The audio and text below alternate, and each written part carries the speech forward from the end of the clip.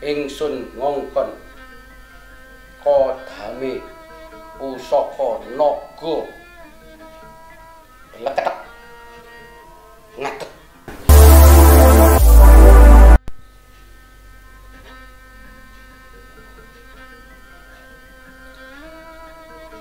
Wong wilahen ai genang hastuti sidem tapal molah tapal adam ana tapal molah ana tapal adam tik aja metik ning kono-kono ingsun nyuwun tulung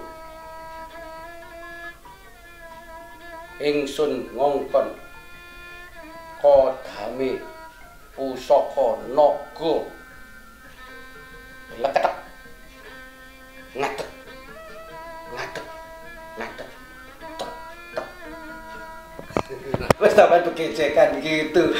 Ini beneran. Ya benar, ini berdiri ya, bilah besi yang berdiri berukir-ukir bergeluk-geluk seperti keris, dan mudah-mudahan para jin juga akan terpesona. Terpesona. Tetapi para jin, ini tidak se-amazing yang Anda lihat.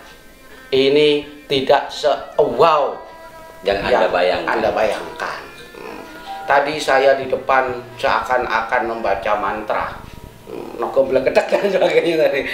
Itu adalah bagian dari contoh bahwasanya selama ini ada banyak oknum yang menciderai budaya Nusantara, lebih-lebih adalah budaya Tosan Aji atau Pakerisan, dibungkus dengan magic, dibungkus dengan mantra yang seakan-akan itu sangar, seakan-akan itu spiritual. Wah, gitu ya, padahal dobolisasi, nyatanya dobolodon. Jadi para jin, ini memang kelihatannya bisa berdiri, tetapi sebetulnya ini tidak ada apa-apanya. Mantranya tidak harus seperti saya tadi. Mau mantranya balonku tinggal dua, salah rupa-rupa warnanya boleh, tidak apa-apa. Ya, nyanyi balonku, nyanyi cicak-cicak di dinding boleh, tidak masalah. Tetap ngadeg. Siapapun bisa memperdirikan ini. Kenapa? Karena ini sebetulnya bukan keris beneran. Ya, kelihatannya mungkin para jin ada yang menganggap ini mungkin apa ini namanya nogo siluman. Nogo siluman. Nah, ya memang bentuknya nogo siluman, ya. Bener, gitu ya. Menyerupai nogo siluman pada bagian ini ya. Betul. Bagian ini ada gelendangnya juga, tetapi pamor-pamor ke atasnya itu tempelan. Ya. Kemudian juga ya memang ini sesungguhnya tidak masuk bagian dari pusaka, karena ini barang mainan yang banyak diperjualbelikan. Namanya keris koden. Istilahnya kodian. Dan ini ya mohon maaf ya, banyak beredar juga di YouTube dan di media sosial untuk mengelabuhi orang yang tidak memahami dunia pakerisan yang sesungguhnya. Dengan mantra-mantra, disulap dengan seakan-akan supranatural spiritual, tapi sebetulnya ini dobolodon. Ini adalah ya katakanlah hasil rekayasa lah ya. Ya kalau sebuah seni meniru atau replika kami menghormati ya. Betul. Karena sakralnya sebuah pusaka, sehingga tidak semua orang membawa pusaka ketika mantenan umpamanya, sehingga dia membuat hanya sebuah replika. Yang jadi masalah bukan ini disengaja. Nah, yang jadi masalah itu bukan hanya replika untuk dipakai dalam acara pengantenan atau kondangan, tetapi replika yang sepertinya disengaja untuk mengelabuhi masyarakat yang tidak paham untuk kepentingan tertentu. Tentu untuk dagang ya. Dibilang ini keris mana buatan apa dengan gaya yang macam-macam, kemudian bisa diberdirikan sehingga orang yakin kodamnya naga 10 atau gimana lah gitulah katakanlah begitu, sehingga dia bisa berdiri dengan seimbang tanpa ada warangka. Dan ini juga sebenarnya bisa dibalik ya, kalau Kalau kita coba berdirikan balik juga bisa berbalik, tapi ini cukuplah contoh seperti ini. Artinya gagangnya dibuka, tinggal paksinya apa namanya ini yang didirikan di atas mangkok dan bisa berdiri, dan ini tanpa lem benar-benar berdiri di sini. Kenapa bisa berdiri? Tentu ada rahasianya. Jenengan bisa buka. Oke. Apa rahasianya? Mungkin rahasianya para Jim, saya terangkan sekarang. Ya, Bismillahirrahmanirrahim. Tanpa mengurangi rasa hormat siapapun, senior-senior pakerisan, pakar-pakar budaya, mari justru malam ini kita punya kesempatan. Kesempatan kita memang tidak besar, mungkin tidak bisa banyak berbuat, tapi setidaknya semoga tayangan kita ini sedikit memberi inspirasi, yang akhirnya dengan getok tular akhirnya tercerahkan, memahami. Saya buka, Bismillahirrahmanirrahim. Nah, yang seperti dikatakan beliau tadi bahwasanya ini adalah rekayasa. Nah, coba dilihat di zoom.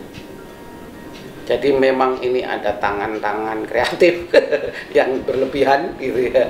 Nah, jadi paksinya keris ini dipapas.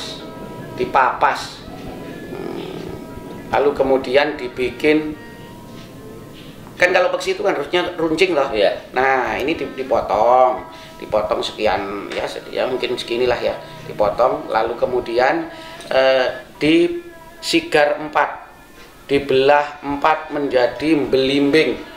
Bisa ditahan. Ya, belimbing seperti apa belimbing itu? Ya, belimbing. Ya seperti inilah, segi 4-nya belimbing, gitu. Dengan maksud apa? Ya biar ada cakramnya. Ketika mencengkeram didirikan ya. Ketika didirikan. Dan ini memang mereka pun pinter. Tidak mungkin keris yang sepuh atau keris yang beneran yang diproses seperti ini. Pasti rata-rata adalah membeli keris koden, keris ya harga-harga 150.000, 200.000 rupiah ya. Lalu kemudian dikamal, nih ditambal-tambali, nih kayak seperti aspal. Coba guratannya ya ditunjukkan. Ini kasar, karena memang ditambah-tambahi inilah ya, katakanlah kayak besi lah gitu, ditambah-tambahi besi yang berat gitu ya, biar bebannya itu tertumpu di peksi yang sudah dipotong ini. Intinya begini ya, sehingga umpamanya taruh di sini, ya, di sini, maka ujung ini kan sudah dibelah jadi 4 ya, maka ini bercakram sehingga umpamanya didirikan di sini jadi seperti ini. Ya. Ini karena pak. Betul. Intinya seperti ini kan. Maka itu adalah taktik dari mereka yang seolah-olah keris tersebut sakti sehingga bisa berdiri, padahal sudah dimodifikasi menggunakan keris-keris. Maka yang ditakutkan bukan keris ya, besi yang dibuat menyerupai keris. Betul. Ini juga di bagian paksi. Kemudian di bagian depannya bisa diperlihatkan sehingga nanti bisa dibulat. Ya, di sini juga sama. Dibuat persegi-segi seperti ini. Maka ketika nanti ini begini, maka dia akan menapak sehingga bisa berdiri. Dan tentu berdirinya sesuatu itu karena keseimbangannya dibuat dengan memberikan tempelan-tempelan seperti ini, beban ya, beban berat, sehingga menjadi berdiri. Ini sekali lagi bukan apa-apa, lebih kepada mengedukasi para pemirsa sekalian, para jim, orang gumunan, biar tidak mudah terpesona tanpa mengetahui aslinya. Sebab bagi sampai mereka pada akhirnya jadi korban. Ya. Kalau terpesona saja mungkin nggak masalah ya. Iya. Gitu loh. Akhirnya terhipnotis dengan pesonanya. Sehingga pada akhirnya menjadi korban penipuan dari oknum-oknum tertentu yang mengatasnamakan benda-benda pusaka. Pada sejatinya benda pusaka bukan untuk dipermainkan seperti itu. Kalau toh kami mendirikan keris seperti yang sering kami dirikan, tetap ada pakem-pakemnya. Ada pakem yang kami harus ikuti. Kemudian juga itu hanya sebagai bukti keseimbangan dari secara metalurgi, bukan kehebatan dari pemanis sajalah ya. Ya, pertama keseimbangan secara metalurgi, kedua keindahan dalam seni, bukan seperti yang Ki Cokro sering sampaikan bahwa hebatnya sebuah keris bukan karena bisa berdiri atau tidak, tapi pada bahan-bahan tertentu. Garapnya. Tapi sebagian orang awam, mohon maaf, banyak sekali melihat ketika keris berdiri gumunan, terpesona, kemudian dibumbuilah hal-hal yang berbau mistis, klinik, sehingga akhirnya menjadi korban dari orang-orang tertentu, oknum-oknum tertentu yang mengatasnamakan pusaka atau keris, yang dengan demikian menjatuhkan nama keris itu sendiri. Kami dari Jimat Leluhur berupaya sebisa mungkin untuk memberikan pencerahan dan meluruskan seperti yang kemarin tentang apa Om Yang Jimbe. Om Yang Jimbe itu ternyata ramai di kampung-kampung, dianggap sebagai keris pesugihan, nyatanya tidak seperti itu. Dan yang ini lebih kepada teknik oknum-oknum tertentu untuk menyatakan keris itu sakti karena bisa berdiri. Saya pikir sudah untuk paham meraup keuntungan secara sepihak. Iya, itu yang tidak masuk akal juga. Ya, keuntungannya itu bisa puluhan juta, bahkan ya bisa ratusan juta. Bahkan bisa M. Ya bisa gitu ya, gitu. Karena bisa berdiri kemudian dengan bumbu-bumbu klinik yang bagi masyarakat tidak memahami. Betul. Maka perlu tayangan-tayangan yang mengedukasi kepada masyarakat terkait dengan budaya-budaya kita biar tidak tercidrai. Dan ini juga kalaupun tidak dibikin berdiri tadi, ini juga bukan kategori pusaka, guys, karena ini dibuat bukan tempa tetapi cor. Besinya ini murni besi. Dan ini juga mungkin penjelasan bagi para pemirsa ya. Seringkali juga saya lihat di kolom komentar apa bedanya antara pusaka dengan umpamanya pisau gitu. Teknik pembuatannya yang berbeda. Kan seperti itu. Betul, sama bahan yang berbeda. Ya, bahan berbeda, teknik pembuatannya juga berbeda. Itu yang membedakan antara pusaka yang disebut tosanaji dengan pusaka misalkan senjata kayak celurit, pedang, golok. Itu kan sama besi juga, tetapi cara pembuatannya, teknik pembuatannya, dan bahan-bahan yang dibuatnya berbeda. Itu yang membedakan antara senjata terbuat dari logam yang disebut senjata semisal celurit dan sebangsanya, dan pusaka yang kita sebut sebagai tosan aji. Tosan aji. Pusaka tosan aji minimal setidaknya harus ada 3 bahan: baja, besi, dan bahan pamor. Metalurgi. Apa namanya? Pamor itu umumnya dulu menggunakan meteor ya. Meteor, kemudian belakangan juga menggunakan titanium. Kalau yang pernah saya baca, keris-keris kuno itu juga sudah menggunakan titanium.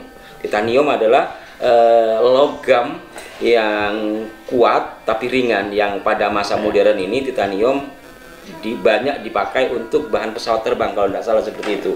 Itu artinya bahwa leluhur kita sudah mengerti ilmu permetalan atau metalurgi, bisa membedakan mana itu besi, mana itu baja, mana itu titanium, mana itu kuningan, mana itu emas, yang seringkali di pamor-pamor keris-keris bagus ada menggunakan emas. Dan itu dalam tempa ya? Dalam sistem tempa. Maka jangan sampai hal-hal yang seperti itu dirusak oleh hal-hal yang seperti ini. Betul. Baik, semoga bermanfaat. Semoga bermanfaat sebagai apa ya? Ya bolehlah dibilang edukasi atau berbagi pengalaman terkait dengan adanya tayangan atau oknum-oknum tertentu di daerah yang memberlakukan hal-hal seperti ini, sekali lagi yang merusak citra dari dunia pakerisan yang sesungguhnya. Ya, secara pakerisan dunia keris sudah diakui oleh UNESCO sebagai warisan budaya tak benda. Ada istilah tak benda itu banyak, kok kan kerisnya benda itu ya. Iya. Disebut tak benda itu karena teknik pembuatannya yang berbeda dengan yang lain. Sehingga keris, seperti saya baca, saya belum pernah membuktikan bagaimana keris bisa memecahkan batu. Itu kan tesnya. Dulu pusaka dikenal hebat itu pedang Damaskus ya, Damsik. Kemudian samurai. Terus kita punya keris, ternyata ini mohon dikoreksi dan bagi yang ahli mungkin bisa berkolaborasi dengan kami untuk menjelaskan permetalan seperti itu. Ternyata keris melebihi dari 2 senjata yang disebut tadi, bahwa keris ternyata memiliki teknik tempa yang luar biasa dengan metal-metal yang luar biasa sehingga tidak mudah patah dan bisa memecahkan batu. Mantap. Baik, demikian. Tunggu tayangan-tayangan kami, kebersamaan kami di episode-episode berikutnya. Jimat leluhur, cermin jati diri bangsa. jimat leluhur, Top Markoto. amazing. Wassalamualaikum warahmatullahi wabarakatuh.